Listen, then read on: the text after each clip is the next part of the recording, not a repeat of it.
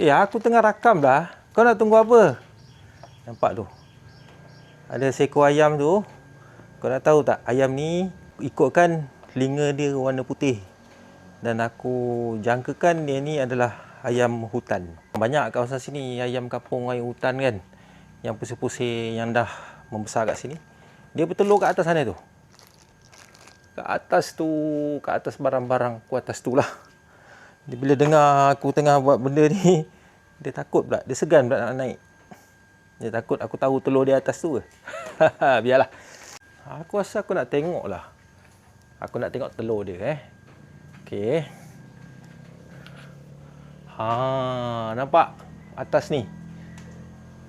Aku tak nampak ni sebab aku pakai kamera 360. Ada stick kat bawah ni. So nanti kita tengok ada berapa biji. Hey.